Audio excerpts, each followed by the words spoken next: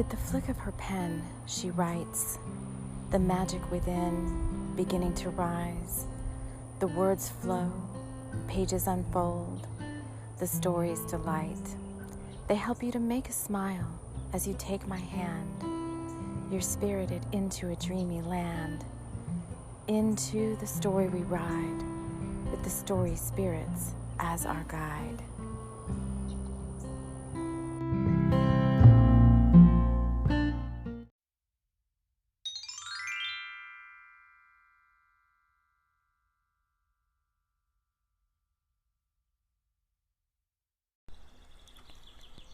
The Missing Shadow Books, a Kyanite Fairywing Adventure. Dedication to Kyanite, Lilac, and Onyx. Thank you for your devotion to the story and for allowing me to be the storyteller. I'm in gratitude for your friendship. And to my beloved etheric creative team, Wayne Dyer, Barbara Cartland, Rod Serling, Elizanine, Rainbow Unicorn, and my beautiful Lemurian guardian fae, Antizoran. Thank you for believing in me. Chapter 1, New Earth. Into the woods we go. Along the wooded pathways here, you begin to see small magical homes nestled into the trunks of giant cypress and redwood trees.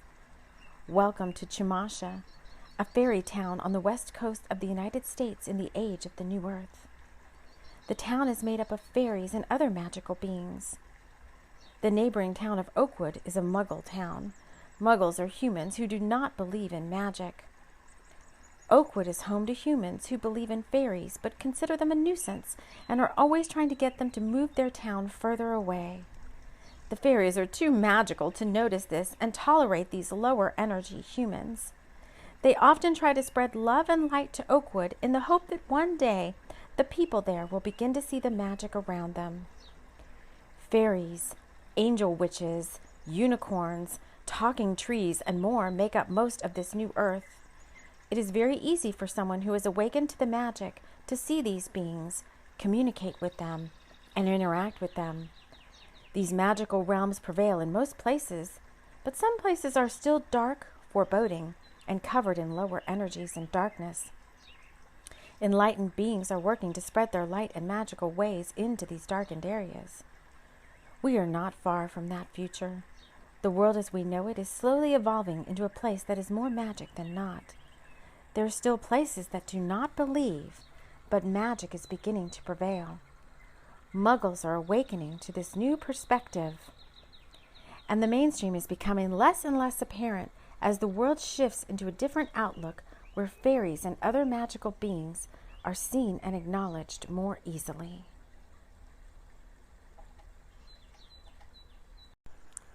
Chapter 2, A Missing Shadow Book. Chumasha is home to the ancient fairy elders, the Asgards. The Asgards are the keepers of 3 ancient texts, the Shadow Books. Book 1, Crystalia, holds the secrets of the Crystal Kingdom entrusted to the elder Mosgarth. Book 2, Hiliboris, holds the secrets of the Plant Kingdom and is entrusted to the elder Ceres. And Book 3, the Scroll of Mu, holds the ancient teachings of the first magical beings from the beginning of time on how to work with the earth's animals and weather. This book is held in secrecy by the elder Darden. Together, the 3 books hold enough secrets, magical incantations, and spells, so that if any one person possessed them all, they would be in a position to wield incredible power over other. These books have been entrusted to the Asgards, and for centuries they have guarded their secrets and only used the magic within the books to do good in the world around them.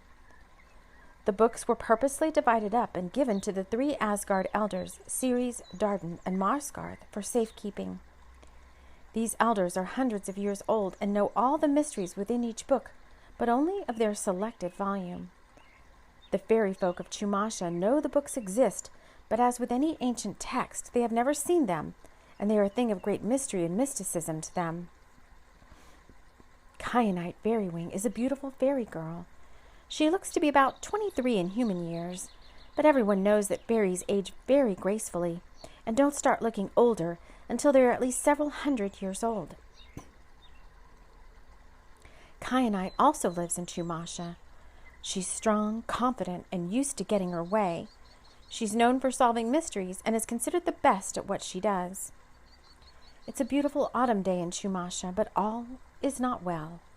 The Asgards have called Kyanite into a secret meeting. No one is to attend but her. She arrives at the Asgard sanctuary and is met by one of the elite fairy guard at the ornate iron gate. "Hello, I'm here to see Asgard. My name's Kyanite Fairywing." "Yes, Miss Kyanite, we've been expecting you. Please step this way." The guard leads Kyanite through the courtyard to a garden with roses blooming everywhere. The smell is intoxicating, and small hummingbirds and bees flit from flower to flower. The sunlight, dappled through the forest trees, forms golden speckles of light around the garden. "Please sit, Miss Kyanite. Master Asgard will be with you shortly." Kyanite always loved coming to the garden, but felt like this time the topic was more serious than a social visit. After a few minutes, Asgard appeared at the entrance to the garden. She was always taken aback by him. He was, after all, an ancient, an elder. He was hundreds of years old and had been on Earth for many lifetimes.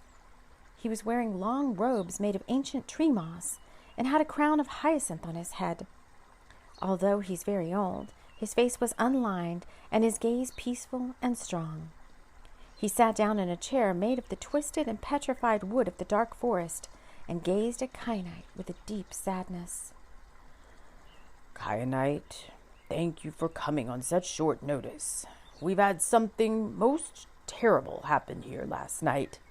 Something so unspeakable I can barely utter the words." He paused for a moment and put his head in his hands. "I feel I have failed our people." "Asgard, what is it?" Kyanite didn't know what to say. This man was her elder and an ancient one.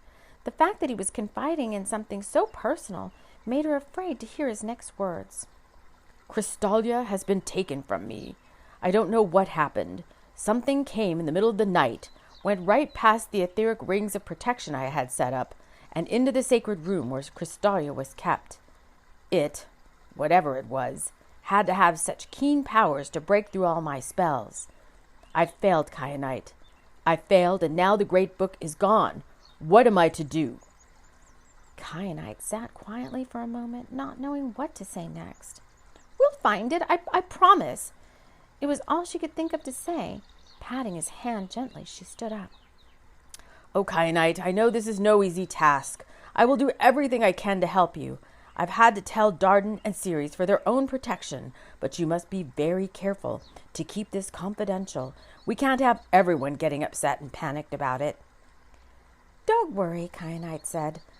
"I'll take care of it. I'll find it and everything will be fine. You have my oath of honor as a member of the Fairy Guard. Now let's start by letting me take a look around and see what I can find."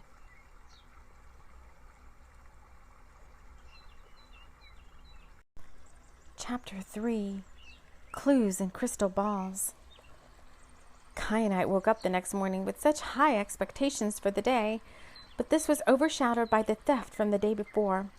"I have to keep my composure, though, and get Lilac up to speed so she can start helping me," she thought.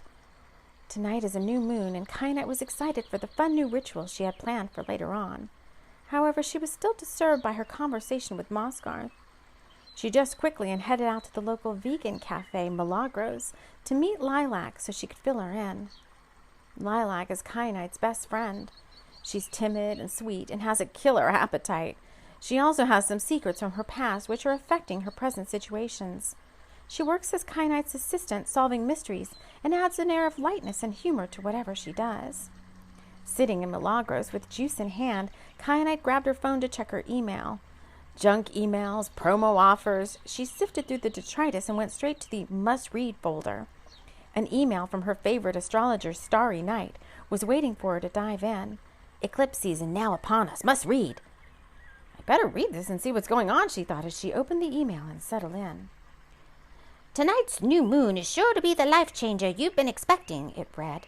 "All your hard work will surely pay off this month, as there is the potential for major shifts and miracles. She kept reading as butterflies flitted around in her solar plexus. She closed her eyes, took a deep breath, and imagined her life completely changed. What would it be like, she thought to herself, as she settled into a daydream. It's 10 a.m., but Lilac hasn't arrived yet. Kyanite never liked to keep people waiting, but Lilac, on the other hand, was always fashionably late. It adds an air of mystery to me, she would always say. However, Kyanite didn't find her mysterious at all, and her tardiness was starting to irritate her. The little bells over the door to Milagros jingled, and in walked Lilac. She looked fabulous and a bit mysterious, with her lilac-colored hair shimmering down her back. She literally floated into the room, looking sexy in a halter sundress and vintage platform shoes. She had an aqua aura quartz pendant that glinted in the sunlight. Everyone looked up when she entered. Lilac, you're late again, Kyanite said, but thanks for coming. Kyanite, you didn't dress up today. What's up? Lilac said. Kyanite thought she was usually the fashionable one, but she was nervous about tonight's ritual. She had thrown on an organic cotton dress and glittery sandals. Her long blue-black hair left straight and trailing down her back. She had picked a purple hibiscus on the way in, and it was tucked behind her ear. She was wearing a black kyanite spear pendant and her snake bracelet. I'm nervous about tonight, and I have something really important to discuss with you, Kyanite told her. Well, let's order. I'm starving. What are you having? Lilac said, pondering her order. I'm going to have the fruit platter. How about you? Kyanite said, relaxing a bit now. Oh, I'm going for it today, Lilac said. I'll have the vegan lasagna. They ordered and talked as they waited for lunch, sipping a lavender lemonade. Kyanite shared with Lilac her apprehension for tonight. I've come up with 3 new spells for tonight's ritual. I'm so excited to share them, but I'm worried that the group won't like them, Kyanite said in confidence. Are you kidding me, Kay? Said Lilac. When have we not liked anything you've created? I mean, come on now. What's gotten into you? Well, I'm not being completely honest, Kyanite said. I'm also nervous because that new guy's going to be there. What new guy? You mean Onyx? Lilac said, remembering Onyx from a brief meeting they had outside Milagros one day. Yes, Kyanite said shyly. Really, Kay, you like him? He's so dark and mysterious. We don't know anything about him. Lilac thought, feeling protective of her older friend and employer. Onyx Ravenheart is an officer in the elite fairy guard, assigned to protect the Asgards and the Shadow Books. He also has his eye on a beautiful fairy girl, Kyanite Fairywing, but he doesn't think she even notices him.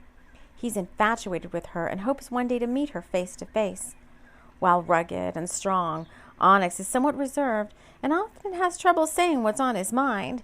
He's been hurt before and guards his feelings and emotions, and he's been taught to not let on what he's thinking as part of his officer's training. I know precisely why I'm interested, Kyanite said, perking up now. Dark and mysterious is just my type. I mean, look what we do, Lilac. We're mystery hunters for the fairy guard. Oh, she whispered that. We're mystery hunters for the fairy guard. The only 2 on the West Coast. Now, how dark and mysterious is that? She whispered because she didn't think everyone needed that info. By day, Kyanite and Lilac were the Harmony Girl matchmakers, but that was just their cover. The real work happened after dark and was much more exciting. Mystery hunters were part of the elite fairy guard and took their job very seriously. Are you getting dessert? Lilac said. You bet. I wouldn't miss sweets for the world. Let's grab some of those little cakes to go and get out of here. We can go by the old tree and talk about our new case. Oh, I can't wait, Lilac said.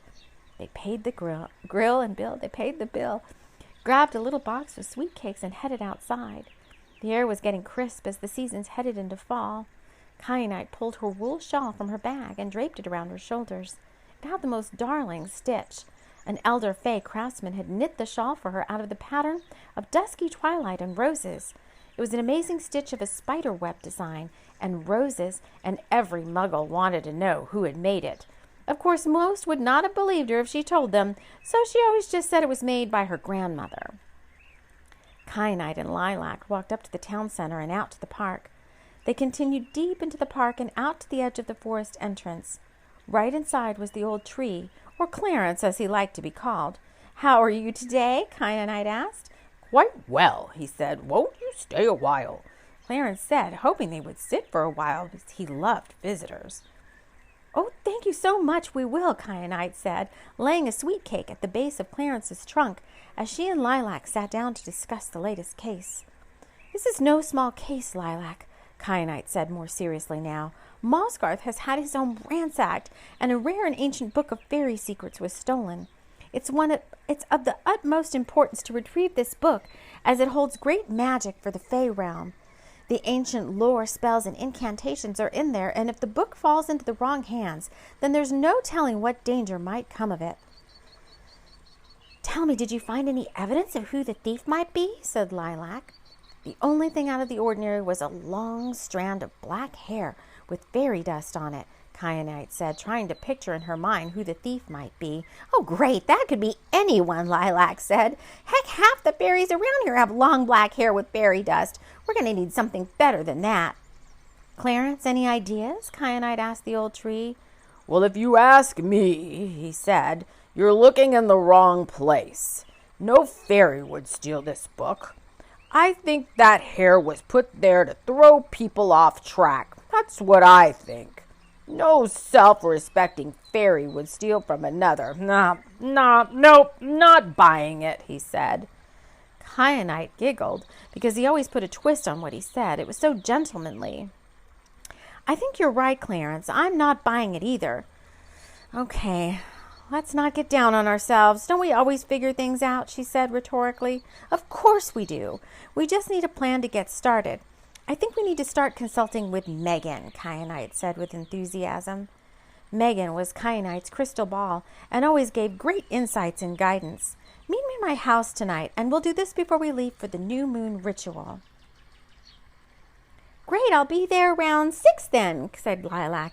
Yes, and don't be late, Kyanite said, hoping Lilac would really be on time. Now let's set this aside for now and talk about tonight. What are you wearing? Kyanite asked. Oh, Kyanite, you should see my dress, Lilac exclaimed. It's black with stardust weaved throughout, and I have rainbow shoes and a sparkling rose tiara. What about you? Kyanite had planned the evening's outfit so carefully, with an eye on the season, with a whim of catching the eye of a certain handsome fairy boy. You'll just have to wait and see, Kyanite said, picturing herself in the mirror. No fair, I told you mine, Lilac said dejectedly. Okay, one glimpse.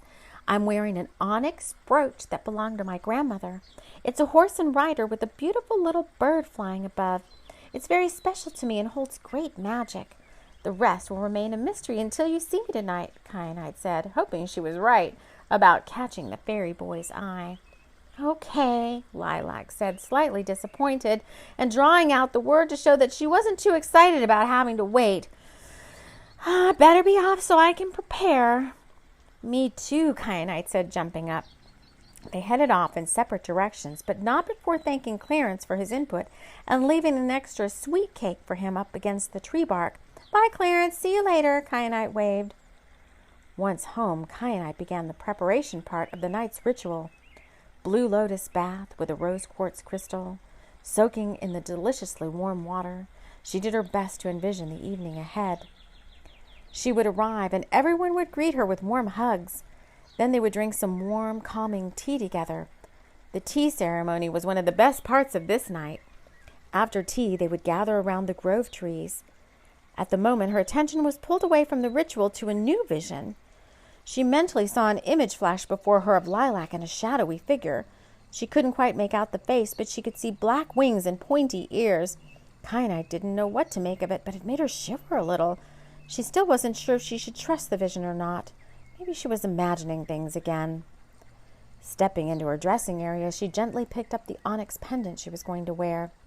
She placed it on top of a selenite charging plate to refresh its energy. Now to get dressed. Blue and beads spilled out of the closet and off the hanger. Midnight blue chiffon and leather tonight. Her skirt was a dark chiffon floor length that trailed behind her. It was covered in tiny beads that looked like stars in the night sky. Black, vegan, leather halter top cut out to look like a spider web. Kyanite had to admit this was a super sexy outfit. Surely she would catch the eye of that boy, she thought, thinking slyly of Onyx. She wound her hair in tight pin curls that she would release right before the ritual started. silver slippers made of the softest but strongest felt, and then her pendant. The pendant's magic radiated out and all around her. This pendant was so dear to her, she thought, as she recalled the story her grandmother had told her. "Kyanite, my dear," she said, "this is for you." Kyanite held out her hand, and in it appeared the most beautiful pendant she had ever seen. "This is a very important birthday for you," her grandmother had said. "It's not every day that you cross the threshold from girl to woman. You are ready to be the guardian of this stone." The stone was intricately carved, with a black onyx horse and fairy girl rider chasing after a little bird flying up into the clouds. "This stone is very protective and holds great magic," her grandmother said, lovingly looking at the pendant. The stone glistened, and energy radiated from it into Kyanite's hand. "Wear it with great care and reverence. It will make its magic known to you. It has been handed down from generation to generation in the Fairywing clan, and now it belongs to you," her grandmother said, with tears in her eyes.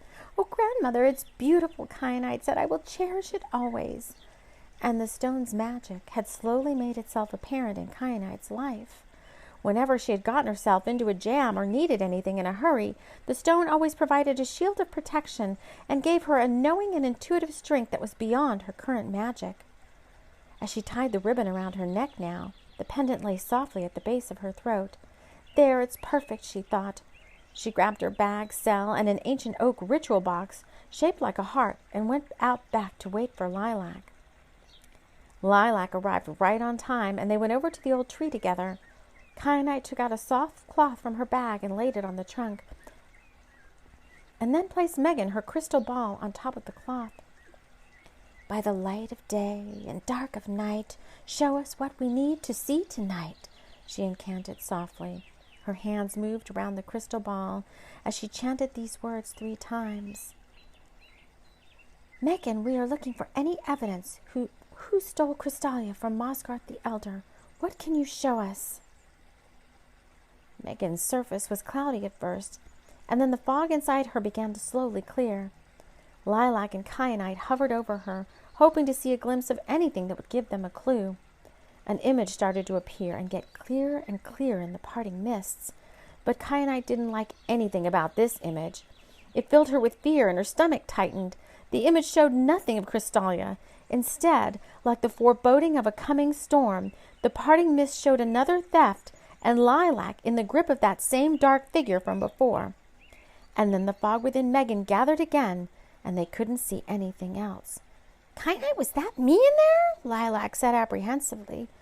"I'm not sure," Kyanite lied. "It looked like you, but I can't say for certain. It shows another theft as well, and I don't know. Megan has been known to make mistakes before. We'll just have to guard ourselves and the other 2 books very carefully. We've got to get going now. The elders will be waiting at the ritual for us," Kyanite said, patting Lilac gently on the shoulder. "Everything will be fine. You'll see. We always figure things out, don't we?" Kyanite said apprehensively, but with enough confidence that could calm Lilac's nerves. But the haunting image of Lilac in the grips of a shadowy figure twice tonight gave Kyanite the same chills again. Flitting down the garden path and out the back gate, they made haste down to the park. The night's rituals took place at the back of the park in a circle around a sacred grove. Kyanite and Lilac moved together out of the park and towards the forest entrance and past one of their oldest and dearest friends, Mubu the red coral tree. He had been guarding the entrance to Owen Grove for hundreds of years, and he was very old and knowledgeable about everything that occurred in the park and forest. "Good evening, Mubu. No time to talk now. We're late," Kyanite said as she rushed past him and towards the grove. They started to catch sight of the others, and Kyanite quickly scanned for signs of Onyx. "Not here yet." Her spirits dampened. "Okay, Kay, you can't think about that now," she told herself. "Focus on your part in the ritual and on making sure nothing happens tonight with the other 2 books."